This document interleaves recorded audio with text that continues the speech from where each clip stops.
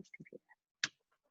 Hello, hello. Welcome to Celebrate You. This is our weekly video series spotlighting group fitness instructors from all over the world, and it's designed to inspire you as we emerge from the forced pause we've all endured and might still be enduring.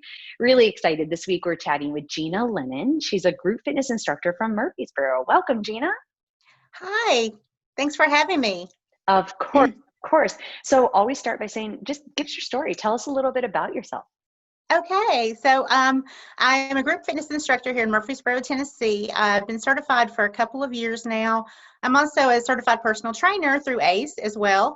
Funny thing is I just really haven't started using my certifications. I am a full-time accountant, or was prior to COVID. I didn't really have a lot of time to invest in learning the choreography and actually teaching classes because of my busy schedule. So I'm very anxious now to get started because I've had time because of COVID-19 to actually do a little bit of personal development and practice. And I'm a Zumba instructor also. So Zumba's platform actually has a whole virtual platform where we can teach. And so I'm so excited about starting to do that. It's really cool. And I think it's one of the reasons, among others, that I'm excited to chat with you, because you're in a scenario that I think a lot of the people watching this are in, where we have full-time jobs. I know I did when I came into this. I was working a full-on full-time job in retail real estate, pantyhose, high heel suits, the whole 9 yards. And I remember feeling the way you did, where I took the test, I was doing all the practical pieces, but the thought of finding time to practice it, audition, go teach, or like I said, when I transitioned into personal training as well, that can be overwhelming for some people. So sounds like you kind of got, I mean, I hate to say a gift from COVID, but it's like this forced pause gave you time to, just step back and find the time to, what I always say, work on your business, not just in your business. So that's really cool. Thanks for sharing that with us. Yeah. Tell us, you kind of just did, but give us a little more. What did your life look like prior to COVID, merging these two worlds together? I was mostly just working as an accountant. I've been attending fitness classes like all throughout, probably the last 10 years. And I have actually gotten on stage and done a few songs here and there in front of a class, but just not known enough to actually do a full class yet. So that's what I've been trying to work on my confidence, because I know the first time I got on stage, I was just terrified, and I made a few wrong steps and I just beat myself up over it. And I just realized that I've got to get over that. For sure. Tell me a little bit. So you said you teach Zumba. Are there any other formats that you have experimented with? There's another one called Strong Nation, and it's also by Zumba, but it's a high intensity interval training martial arts program. So it's not dance. It's very different. But I'm certified to teach it also. So I'm practicing the choreo for that one as well. Great. And, since you are one of the only ones I'm talking to that is kind of moving into this world post-COVID, are you attempting, you said you got on stage a couple of times. Did you get on stage at a club where you were the participant before? So you were with the people that you used to take classes with? Yes. And that, honestly, that is like the scariest thing in the world. And I remember, it's great. If you can do that, you can teach anywhere, because they know your story, right? So not only might you be facing having imposter syndrome, but it gets heightened because you know that they know that last week you were in the class with them and now you've got the microphone on. Right.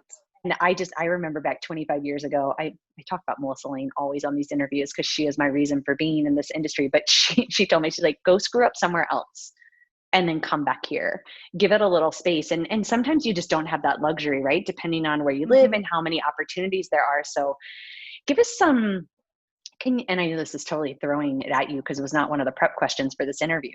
What are some of your pieces of advice for instructors that are going through what you did, where you're transitioning from being in a class with people to teaching those people? What would you say now? Sometimes the people can be very supportive and helpful, and some of my friends have been very supportive. I think my main problem was just the low self-confidence and just being a perfectionist, and just give yourself a break. Everybody is going to make a wrong step here and there, and there's nothing wrong with that. We're all human. Just give yourself a break. I think that's great advice. I would piggyback that and say, A, don't take yourself too seriously. And B, at the end of the day, they have no idea what it takes to do what you're doing. So they should be supportive, right? The fact that you Hmm. are full-time accountant, living your life, you went and studied for this test and paid for it to be able to stand up on stage and be nervous and lead them through an exercise experience that they get to do for fun. Um, Right. and I'm like, always keep that in perspective that what you're doing is something they're not willing to do. So if they ever judge you or make you feel less than stellar about the experience, then shame on them, surround yourself with supportive. That's cool. All right. So tell us, you've been practicing during COVID. Give us a peek into your life during the pause. Okay, I haven't been going out much. I've been staying home. My husband works nights, so he sleeps during the day. So I have to be very careful about when I'm going to be practicing. Sometimes I just go outside because it's easier to do it that way if the weather, is good. Um, so I've been doing that most of the time, and also I'm a member of like other gyms and stuff that are doing some virtual things. So I do some high intensity training, boot camp training throughout the day just to try to stay. Actually, I've been in better shape, I guess, through COVID because I've been working out more and I haven't been as sedentary as I would be in my accountant role. Right. Well, and So, did yeah. you keep your accounting job during COVID? Like, were you still working or?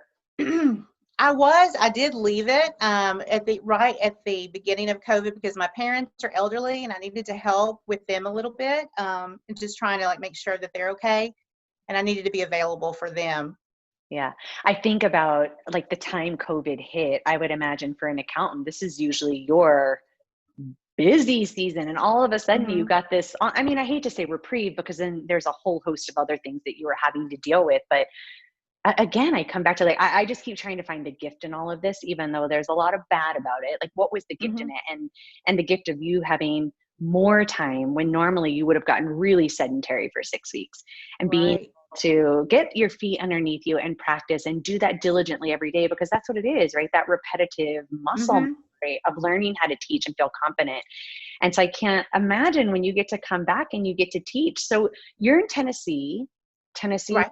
And for transparency, or for clarity and context, we are filming this on July 2nd. So depending on when you guys listen, things may have totally changed. But as of July 2nd, what's happening in Murfreesboro? You guys open, not open, shutting down? Um, some things are open. We're open more than some of the other counties around us. Um, some people are still staying in. Like churches aren't all open yet. Gyms are open with social distancing, and I think you have to wear masks to go to the gym. But And I haven't been going to the gym yet. I'm still staying home. you are. Hmm. What's your, and you don't have to give me a timeline because who knows? I mean, again, July 2nd, we're in this place where we're seeing a lot of people that have opened, but they're re-shutting down, or they've opened with no masks and now you have to go back in with masks, and group fitness is no longer available. So there's a lot of flux right now as we're recording this. What do you anticipate as far as your journey forward as a group fitness instructor? Do you think you're going to have an opportunity in the near future? Or are you just going to wait it out and continue to practice and come back? What's that look like for you?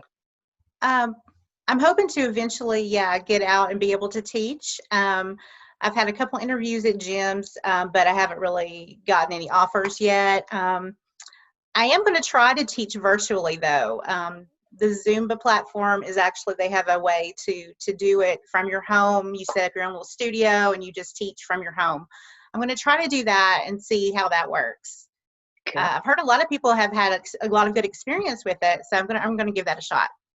Good. And we were talking before we went on, I feel like every instructor felt like during this time that they had to embrace the virtual and they had to Mhm. jump on it right away. And, I applaud you for, you're like, no, I'm going to spend this time and I'm going to work on me and get better. And now you're like, okay, I'm ready to try it because this may be lasting longer than I anticipated, and or I'm not quite ready to go back and be live.